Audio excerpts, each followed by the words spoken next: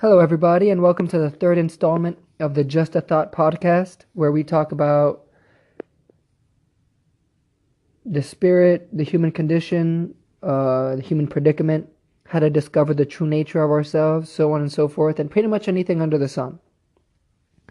And today I'm going to be talking about choosing a path, right? I'm not exactly sure that I'll have a comprehensive, tying up conclusion of it.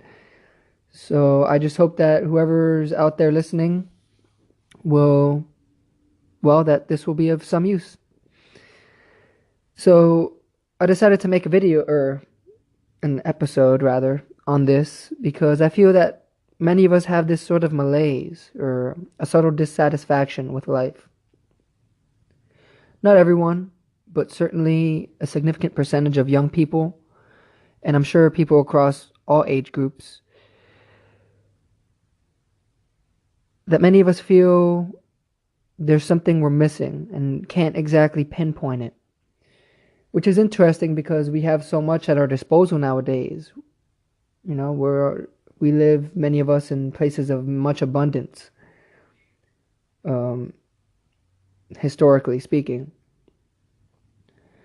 And, when we can get pretty much whatever we want when we want it, we still feel that there's a void or something that we're missing. Now, many people have a lifestyle that satisfies them, and it's beautiful when that happens. But as I have noticed, unfortunately, sometimes we grow comfortable, accustomed to what once brought us meaning. And sometimes you just have to stick it out, right? I've always loved the line in that song, Eye of the Tiger, where they say, hold on tight to the dreams of the past. You must fight just to keep them alive. Right? And so you hear about someone doing something terrible, and your drive, your passion for becoming a doctor or a fireman might dissipate. Or you get bit by a dog, and suddenly you don't want to be a vet, so much anymore. Or for some reason you pick up your guitar or your laptop, and the drive that once motivated you to create is nowhere to be found. In some cases, you're stressed, we're anxious, or we've got other things weighing heavy on our mind, and we just need to, take a break, have a sandwich, take a walk to sort of let our minds cool down.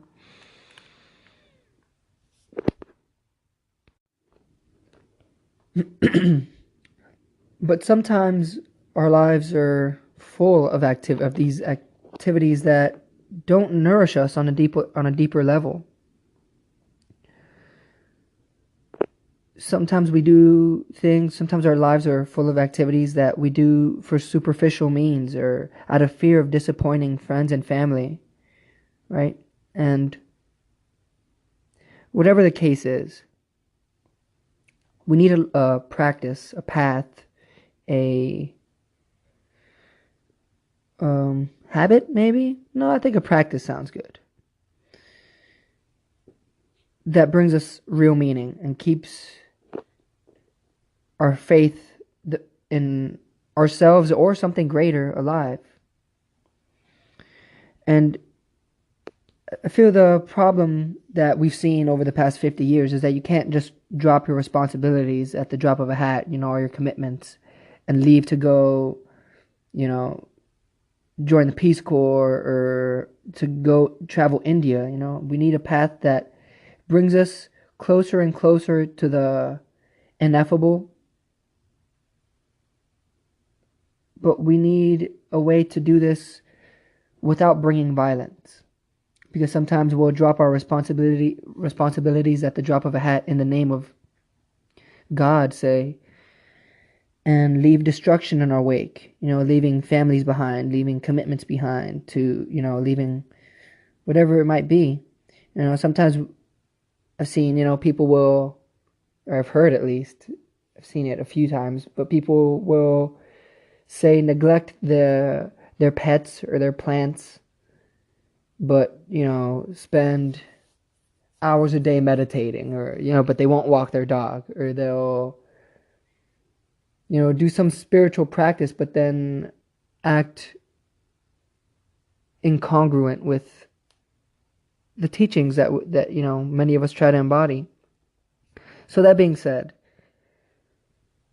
we do need some kind of path or practice, and I believe firmly that you can find meaning in just about anything. Playing basketball, meditating, singing, making money, whatever the case might be.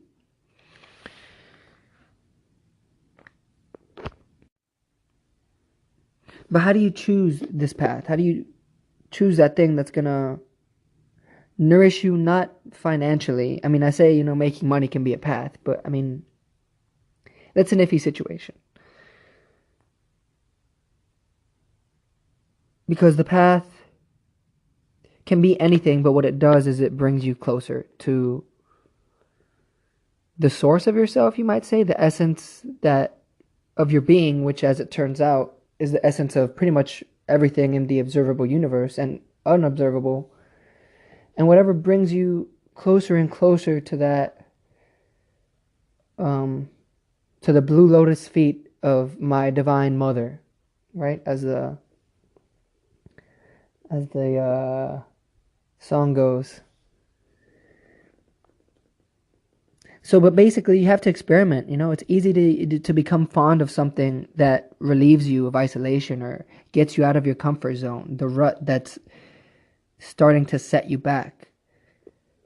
But through dipping your toes in various activities, you feel which ones resonate with you, which ones you come away from feeling lighter, clearer, fulfilled. And the funny part is that even these activities that, you fall head over heels for, playing basketball, you pick up improv in an improv class, and now that's your shtick, or meditating or crochet. These things, depending on your intention going in and how invested you are, these very things will at some point bore you also. Especially if you dive head first and, just, like I said earlier, drop everything at a dime, to give into to this new thing that you're enthralled with. And then what are we to do? Find a new path and keep, when one gets old, you just find a new one and then find a new one and skipping to and fro. Well, as it turns out, you stick it out. And in this way, your path becomes analogous to the rest of your life. Sorry, that was my laptop, I guess, dying down or something. But in this way, your practice becomes analogous to the rest of your life. There are high times of bliss, low times of depression, and through it all, you keep that thread, right? You fight just to keep that dream alive. As bad as things are going, you wake up and you chop wood and you carry water. But so it's a tricky situation, and I think that's why meditation is great.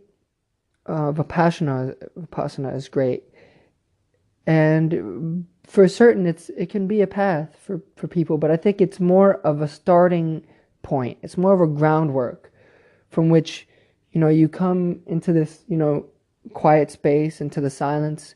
You sort of forget about your anxieties and your worries and your commitments and all that stuff, and you leave it all. You don't throw it away. You're not getting rid of it, but you set it aside for later, and you just enter this spacious equanimity, equanimous space wherein you can hear how the circumstances around your life are pushing and pulling you, so that you can feel which paths resonate with you instead of getting caught up in your desire systems about this new practice that you've taken up.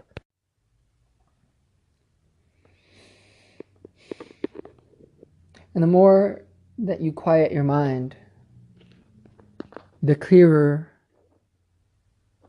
and the easier it becomes to hear, or to feel rather, to feel out your situation.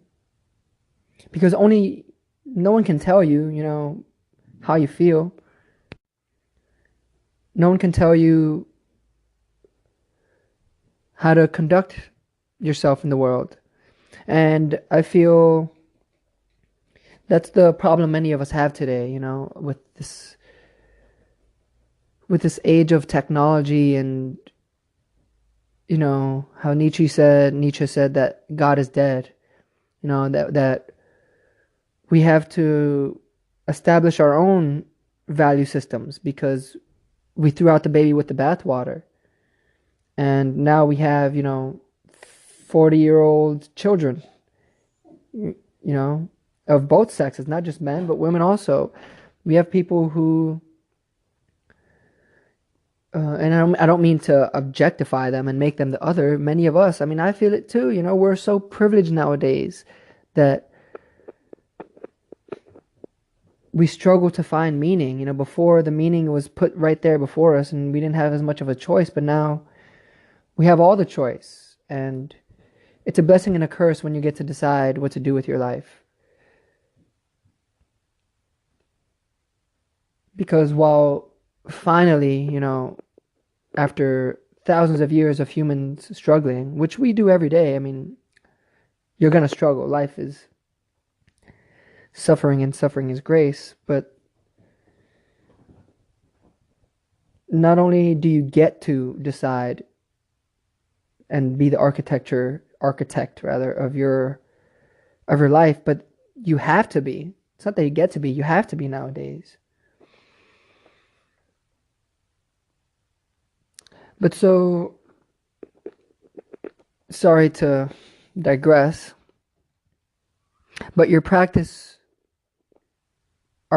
is something that we should do for its own sake, not to ultimately make a living out of it, to make money or to brag about progress to others and that kind of stuff, because that destroys the beauty of it.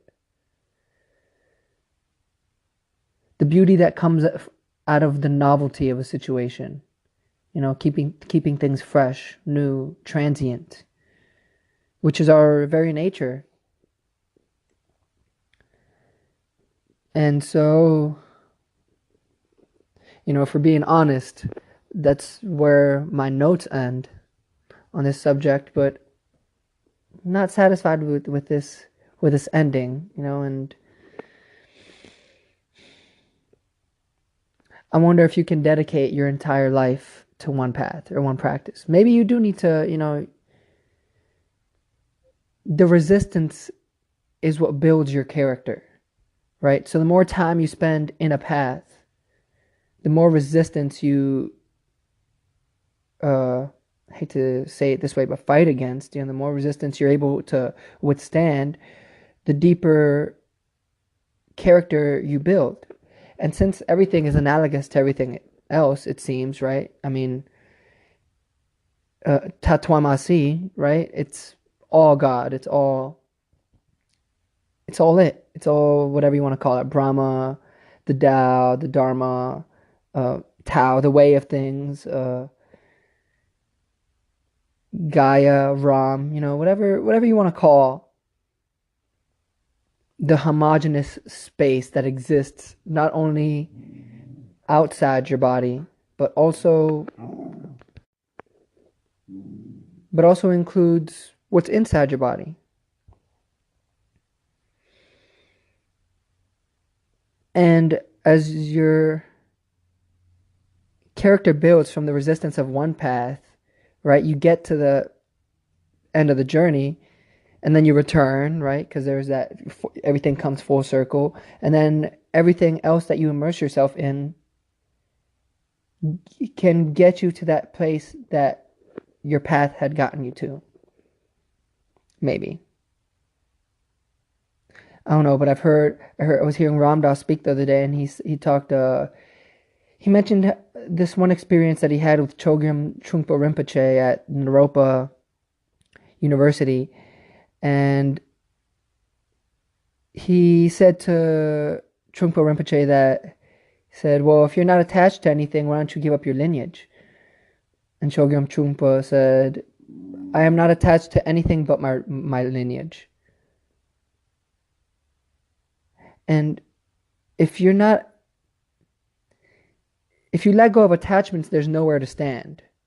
If you let go all your desires, well, that includes your desire to live, right? So I don't think that the spiritual path is so much getting rid of your desires or abolishing the ego. As long as you're in a body, you have ego, right? I mean, as long as you're in form, you're in form, and follow the laws of form. But so I think what practice is great for, what practices are great for are bringing you, like I said earlier, closer to it. It meaning everything, right? The entire cosmos. And I wonder okay, well, how about this? Maybe that's not what a path does. Because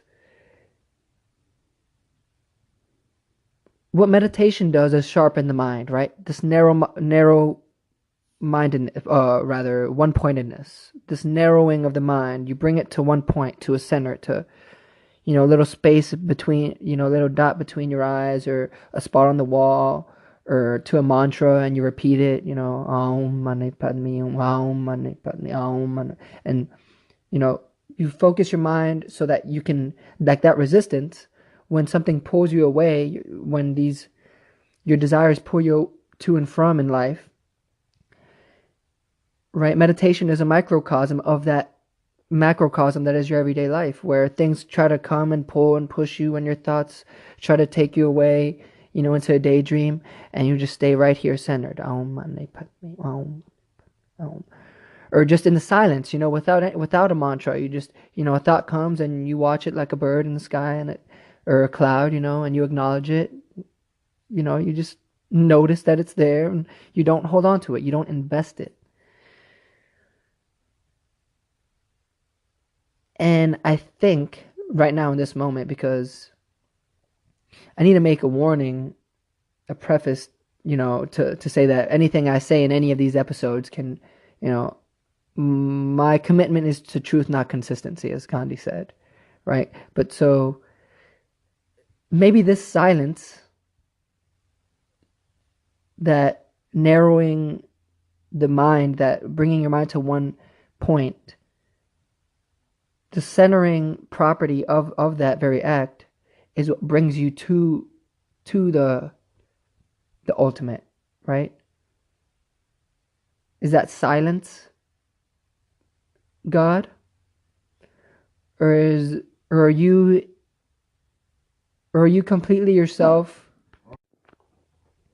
Or are you more completely yourself when you're, at a soccer game and you're playing, right? Or you're playing hockey or whatever the case might be, and you're in a flow state? Is that nirvana or enlightenment or moksha or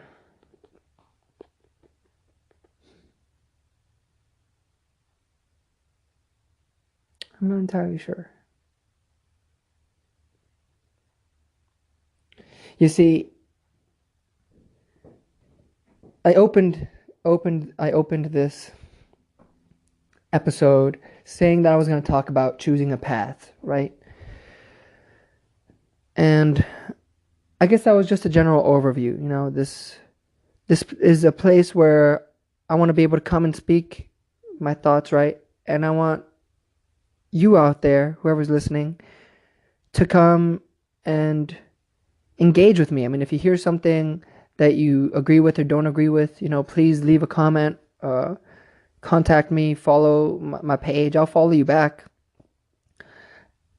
And let's figure out these things that,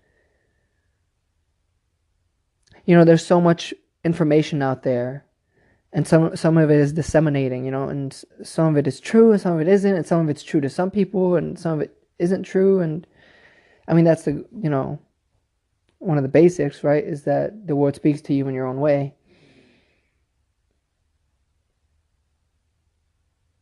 But to the extent that each and every one of us discovers ourselves and to sound new agey, or at the risk of sounding new agey, comes in and aligned with ourselves, in tune with the natural unfolding of our being, to the extent that each and every one of us as an individual does that, it becomes, I believe, easier and easier for more and more people to do that exponentially, right? As you better yourself, you create the conditions, at least within your space, for others around you to better themselves. And then they get their lives together and, get their lives together, whatever that may mean to them. And then they go and they take that lightness throughout their daily activities, and they make, and we become these beacons of light, warriors of the light, as they say, right? But so that's my shtick. My path personally is one of personal truth. I'm still exploring. I'm trying to figure out what it is that speaks to me and what it is that doesn't. And meditation and yoga help profoundly with that. With reminding myself not to take things so seriously, so that when a situation presents itself, I can be wholeheartedly present in that moment and act optimally congruent with my beliefs, so that I can embody the wisdom that I've experienced through, say, revelatory experiences or epiphanies, or through just common experiences, or that I've picked up through learning vicariously through people, which are all valid. And with that, we will speak on this later. I will no doubt touch on this topic in further episodes. And thank you so much for listening. For anyone out there who supports and visits Just a Thought, check out the website heretoday.co. And hopefully soon I'll be having some guests on so that we can talk about these kinds of things, so that I'm not just here talking to my mom's Christmas tree. But yeah, I'll see you guys next time. And thanks for listening to these thoughts. Have a good one. The podcast you just heard was made using Anchor. Ever thought about making your own podcast? Anchor makes it really easy for anyone to get started. It's a one-stop shop for recording, hosting, and distributing podcasts. Best of all, it's 100% free. Sign up now at anchor.fm/new. That's anchor.fm/new to get started.